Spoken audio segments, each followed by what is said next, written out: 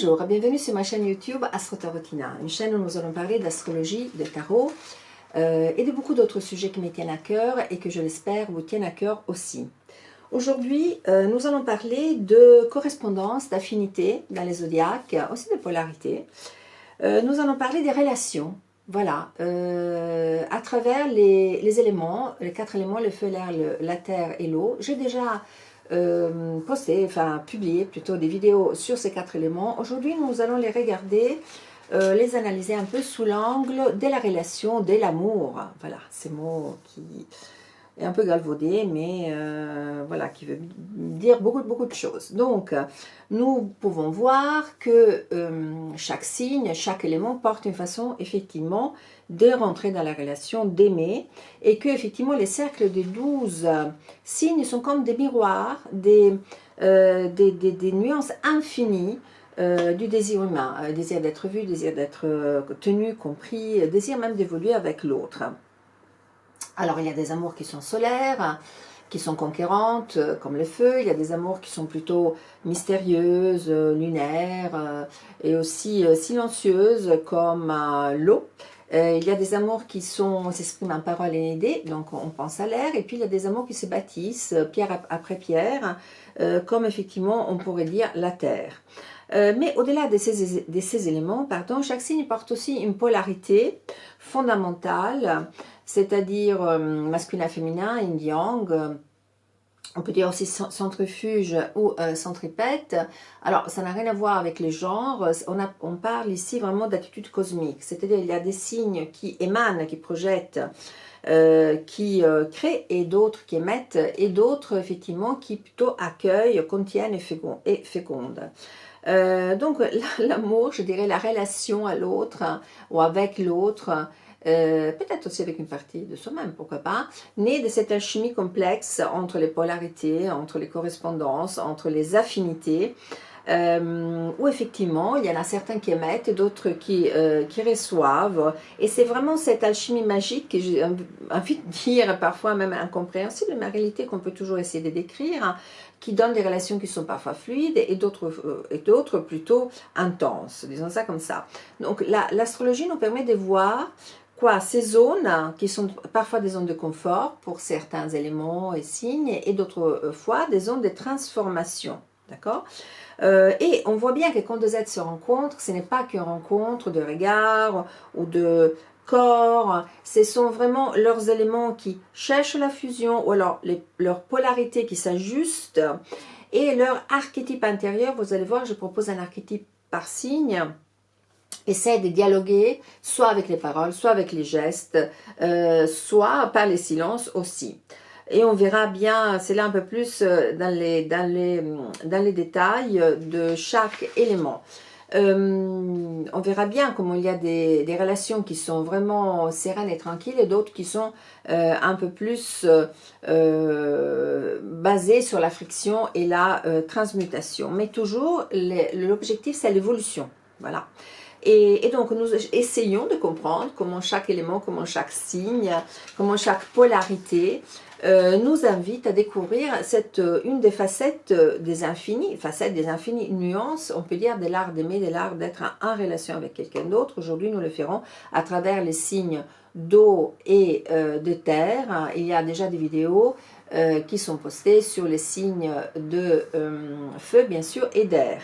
Alors, mais avant de rentrer vraiment dans les détails, je vous invite à vous inscrire à la chaîne YouTube si vous ne l'avez pas encore fait, mettre un pouce si la vidéo vous plaît, activer la clochette des notifications, aller découvrir les pages Astro Tarotina sur Instagram si vous ne l'avez pas encore fait, m'écrire à mariacristina.astrotarot avec un T final à la fin à gmail.com si vous souhaitez une consultation d'astrologie, de tarot ou d'astrotarot, et aussi si vous souhaitez recevoir le mail hebdomadaire ou alors les questionnaires que j'ai mis au point pour évaluer vos connaissances d'astrologie et des tarots. Mais partons immédiatement dans le monde de l'eau.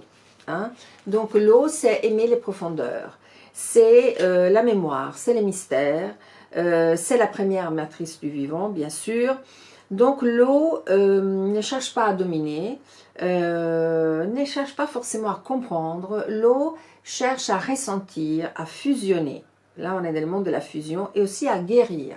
L'eau n'est jamais en surface. Elle est toujours, elle plonge, elle absorbe. Les signes d'eau, les voilà, les cancers, cancer, scorpion et poisson, les voilà, sont les gardiens effectivement de la tendresse, ce sont les alchimistes de la mémoire, ce sont aussi les voyageurs de l'invisible. Moi j'aime à dire qu'ils aiment d'abord, comment dirais-je, avec les cœurs qu'avec la parole. Ils aiment avant l'âme de l'autre hein, que le corps, de l'autre. Et commençons tout de suite par les cancers, qui est vraiment le berceau du cœur, c'est vraiment l'amour protecteur. Les cancers, ils souhaitent contenir. C'est vraiment l'archétype, c'est pour ça que j'appelle l'archétype du gardien émotionnel, parce qu'il veille sur l'autre, on peut dire comme une flamme qui éclaire dans la nuit. Il veut construire un abri dans le cœur de l'autre. Son amour a fait des gestes simples, il veut consoler, il veut entourer, il veut rassurer, mais il attend aussi à être rassuré parce que sous sa carapace, il y a vraiment un être très sensible qui est réceptif au moindre frémissement du partenaire. Alors les signes de terre lui vont très bien, les signes de terre bien sûr, le taureau, la vierge et les capricornes, parce qu'ils lui offrent quoi? L'ancrage, la solidité, la stabilité, la protection. Le taureau par exemple lui répond avec le langage du corps, la vierge avec les détails, les capricornes avec une fidélité qui le rassure. En revanche avec l'eau et l'air, ils se sont parfois blessés, parfois incompris, parce que le bélier est brusque, parce que je ne sais pas, les gémeaux est trop volage par exemple, le verseau trop astré pour lui. Il a vraiment besoin de sécurité avant de s'ouvrir, il a besoin d'un renseignement et donc pour aimer un cancer, il a vraiment besoin de mériter, voilà, que l'autre mérite sa confiance et en retour il donnera en revanche une tendresse inépuisable, une loyauté profonde. Passons maintenant au signe du scorpion qui est vraiment le feu de l'eau, c'est vraiment l'amour alchimique. C'est vraiment l'eau qui brûle. Il aime les scorpions comme on meurt et on renaît. Il cherche dans la relation avec l'autre la transformation radicale, l'initiation, le pacte, la métamorphose. C'est pour ça que j'appelle l'archétype du sorcier amoureux. Il a une passion qui est magnétique, il a un regard pénétrant. Il ne tolère pas la superficialité avec un scorpion, c'est tout ou c'est rien. Il aime avec intensité, parfois avec jalousie. Pourquoi? Parce qu'il a vraiment une fin de vérité, la vérité totale qui peut soit guérir, soit détruire. Il a une loyauté mystique, j'ai presque envie de dire, avec un pouvoir de guérison qui est inépuisable et vraiment inestimable, à condition que la personne ait le courage de le suivre au fond de ses eaux. Alors les signes de terre lui vont très bien parce qu'ils lui donnent du corps. Ils bâtissent ensemble des amours qui sont durables, profonds, bien sûr, transformatifs, avec les signes de feu et d'air, les scorpions, vivent des amours contrastés. J'ai envie de dire que c'est tout ou rien. Voilà. Et même s'il aime le contraste, bien sûr, il lui faut une intensité, qui est une intensité vraiment des larmes, c'est-à-dire que l'aventure ne lui suffit pas. Passons ensuite aux poissons. Alors le poisson, c'est vraiment l'amour océan, c'est la fusion mystique.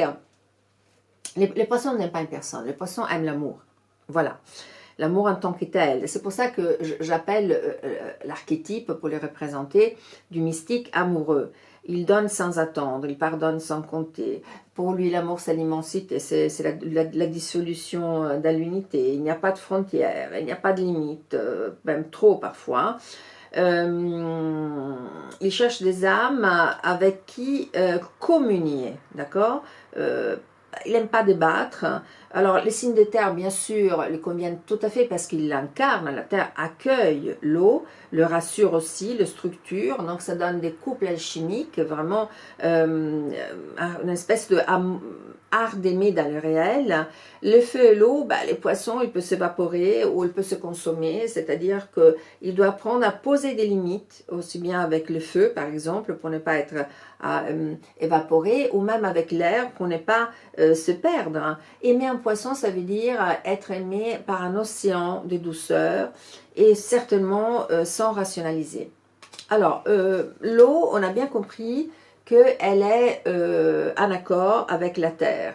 La terre reçoit l'eau, l'eau nourrit la terre donne une forme, un contenant à l'eau. Donc ça donne des couples qui sont fidèles, qui sont profonds et qui se guérissent même mutuellement. Les amours sont enracinés, sont sensuels, sont durables. Le Cancer et les Taureaux construisent par exemple des nids d'amour. Les Scorpions et la Vierge se purifient réciproquement. Les Poissons et les Capricornes bâtissent, j'ai envie de dire, d'œuvres d'art sacré. C'est un amour général discret mais puissant qui naît lentement mais qui fleurit ensuite pour toujours. En revanche, le défi de l'eau est vraiment avec le feu et la terre, parce que comme je l'ai dit tout à l'heure, il y a un risque d'évaporation. Il peut se sentir, l'eau peut se sentir brûlée par le feu, mais si le feu apprend à écouter l'air, alors effectivement il découvre une profondeur qui le transfigure. Le bélier apprend la patience, le lion apprend la vulnérabilité et le sagittaire apprend la compassion au contact de l'eau. Face à l'air, la terre se trouble parce que voilà, il y a trop de concepts, il n'y a pas assez de chair. Donc, mais si l'air apprend à descendre dans l'émotion, elle trouvera une source d'inspiration infinie. Les Gémeaux découvrent l'intuition, effectivement, la Balance, la tendresse avec l'eau et les Verseaux, la dévotion. Alors, aimer avec l'eau, c'est effectivement aimer avec l'âme nue, aimer avec la profondeur. C'est aussi guérir l'autre par sa présence. C'est entourer, comme ferait l'eau, entourer, l'envelopper sans l'enfermer. C'est un amour discret, c'est un amour intime, c'est un amour sacré. L'eau nous rappelle que sans l'eau, d'accord, l'amour devient illusion. Sans la profondeur de l'eau, que sans le mystère de l'eau, l'amour devient mécanique, que sans le pardon de l'eau, l'amour ne peut pas durer ou ne pas exister du tout d'ailleurs. Et donc c'est vraiment une énergie de guérison. Passons maintenant à la terre. La terre, ça veut dire aimer comme on bâtit. Voilà, c'est-à-dire comment on construit une maison patiemment, faite pour durer. La terre n'aime pas l'abstrait, elle aime le concret, les faits, les racines, les gestes. On peut dire que le feu conquiert, on peut dire que l'air dialogue, on peut dire que l'eau enlace, et on dira que la terre édifie. C'est-à-dire aimer pour les signes de terre, c'est être en présence, c'est montrer son attachement par des actes, par des constructions partagées, par des soins, c'est choisir l'autre pour ce qu'il est et pas pour ce qu'il deviendra. Et donc les trois signes d'eau, qui sont les Taureaux, la Vierge et les Capricornes, les voilà, incarnent les vertus de la fidélité, de la patience, de la stabilité. Ils aiment avec constance, avec sérieux, bien évidemment.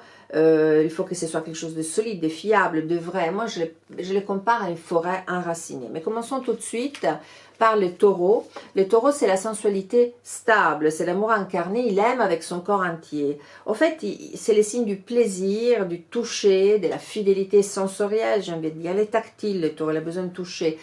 Il est constant, il est nourricier. Il aime comment, le taureau? Il aime par la cuisine, il aime par les parfums, il aime par la lenteur, il aime comment on cultive un jardin. Il faut du temps pour profiter ensuite de la beauté. Et c'est pour ça que j'ai choisi l'archétype du gardien sensuel, c'est-à-dire celui qui savoure vraiment la présence de l'autre, la voix de l'autre. Il n'aime pas les jeux, il n'aime pas les changements brusques, il aime la paix, la continuité, la douceur dans les quotidiens partagés. Alors avec les signes d'eau, il s'entend très bien parce que les signes d'eau le nourrissent de quoi? De profondeur, ils le nourrissent de rêves. Ce sont des couples assez sensuels, avec un amour même tendre, hein. Avec le feu ou l'air, bon, ils se sont un peu bousculés, le pauvre taureau déstabilisé. Il faut qu'il apprenne, ce serait bien qu'il apprenne en contact avec ces éléments-là, à ne pas résister au changement, à laisser que l'inconnu bouscule un peu ses habitudes. Et aimer un taureau, j'ai envie de dire, c'est entrer dans un temps plus lent, mais plus dense, plus vrai. C'est dire je t'aime en cuisinant, c'est dire je t'aime en réparant quelque chose, c'est dire je t'aime en écoutant quelqu'un qui parle ou qui dit quelque chose. C'est vraiment la matière vivante de l'amour. Passons ensuite à la Vierge. Alors, la Vierge, c'est l'amour du détail, c'est l'attention qui soigne. La Vierge, analyse, observe, comprend, elle n'est jamais bruyante, elle est plutôt silencieuse, mais elle est toujours présente, parfois elle est invisible, mais elle a toujours le bon mot, le bon geste. Moi je l'appelle la soignante du lien, c'est-à-dire celle qui aime en améliorant, en organisant, en rendant service à l'autre. Elle essaie de comprendre l'autre pour l'aider à s'épanouir. C'est vraiment l'intelligence pratique du cœur. Elle teste, elle jauge, elle attend, elle ne se donne pas facilement, mais lorsqu'elle aime, elle se donnera quotidiennement, tout le temps. Les signes d'eau la rassurent, bien sûr. Ce sont des amours de dévotion, d'attention, de guérison. Alors avec le feu et l'air, elles se sont bousculées, elles se sont déroutées. Parce que pourquoi? Parce qu'elle a besoin de cohérence, la Vierge, elle a besoin de repères. Mais si elle accepte la surprise du feu, par exemple, elle comprendra que l'amour n'est pas toujours logique, il est tout simplement vivant. Aimer une Vierge, c'est aimer un amour qui est un peu en retrait, mais qui est omniprésent, un amour qui ne dit pas toujours je t'aime, mais qui le montre 100 fois par jour. C'est vraiment entrer dans les gestes justes de la parole utile. Et puis, nous terminons par les Capricornes, c'est vraiment la constance sacrée, c'est l'amour dans la durée. Alors, les Capricornes aiment comme ils gravissent une montagne, doucement, lentement, sûrement, avec patience, mais sans jamais redescendre. C'est-à-dire pour les Capricornes, vraiment, c'est un engagement de longue durée qui va au-delà du temps. Et c'est pour ça que je choisis l'archétype du bâtisseur du lien. C'est l'architecte de l'amour. L'amour est une œuvre qu'on construit à deux, de façon mature, de façon utile, de façon transcendante. C'est une élévation commune où chacun devient le gardien de la croissance, de l'évolution de l'autre. Donc les signes d'eau l'apaisent et l'ouvrent aussi, sa forme de couple solide, profond, parfois un peu austère, mais très rare, je veux dire très fidèle. Face au feu et à l'air, bon, les Capricornes, ils se méfient. Il redoute la légèreté, bien sûr, il n'aime pas trop les changements, l'instabilité, mais s'il apprend à faire confiance, il découvre que l'amour ne détruit pas du tout sa stabilité, mais l'habite. Aimer un Capricorne, c'est aimer donc un amour grave, pur, l'amour de la responsabilité, et aussi parfois c'est tenir bon là où d'autres peuvent laisser vaciller, laisser partir. Donc, la terre aime la profondeur de l'eau, la terre accueille l'eau nourrit la terre, la rend fertile, vivante. Donc ce sont des liens faits de soins, faits de durée, des croissances partagées. Par exemple, les taureaux et les cancers peuvent créer un nid d'amour. La Vierge et le Scorpion se guérissent mutuellement. Le Capricorne et les poissons s'élèvent aussi dans quelque chose de sacré. Ce sont des amours discrets, mais très denses, qui nourrissent vraiment l'existence de deux personnes. Alors le défi pour la Terre, c'est de rencontrer les feux et l'air. Pourquoi? Parce que ça veut dire que la Terre sort, les signes des terres bien sûr sortent de leur zone de confort.